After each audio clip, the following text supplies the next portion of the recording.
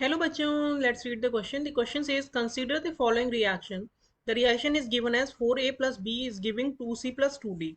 The true statement about this reaction are: option A, the rate of appearance of C is one half of the rate of disappearance of B.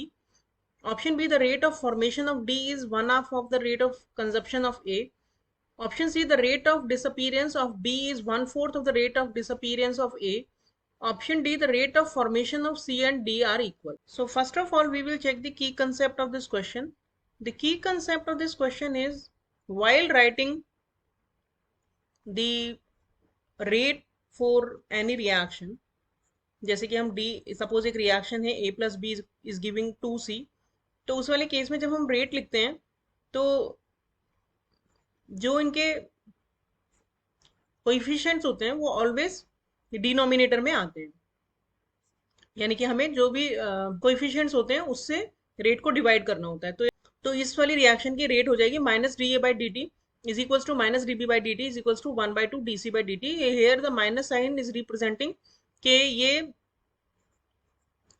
reactants हैं and they are disappearing with time or they are getting lesser in amount with time। तो हमें जो equation दी है 4a plus b is giving 2c plus 2d, तो अगर इसके लिए हम रेट लिखें तो रेट लॉ आएगा -1/4, क्योंकि a के लिए जो कोएफिशिएंट है वो 4 है।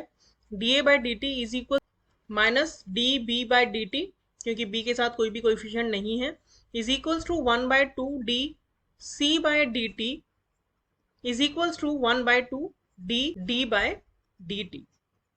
तो पहले हमें रिलेशन पूछा है रेट ऑफ अपीयरेंस ऑफ सी और बी, तो सी और बी में अगर हम रिलेशन देखें तो डी जो सी का रेट है that is twice the rate of, क्योंकि तो D C by D T क्या हो जाएगा, D C by D T is equals to -2 D B by D T, यानी twice the rate of disappearance of B. तो यानी कि जो ऑप्शन ए है वो हमारा रॉन्ग हो गया।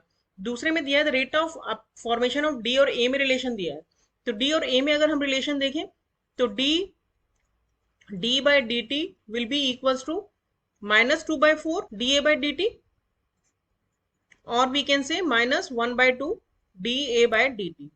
तो rate of formation of D is half the rate of disappearance of A, तो ये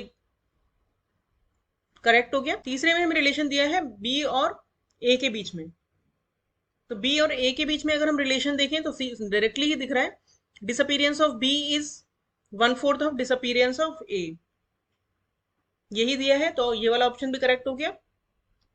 and rate of formation of सी और डी आर इक्वल, ये भी करेक्ट हो गया, क्योंकि ये जो है कोएफिशिएंट कैंसिल हो जाएंगे, तो rate of disappearance of b c और डी इक्वल हो जाएगी, यानी कि स्टेटमेंट डी भी करेक्ट है।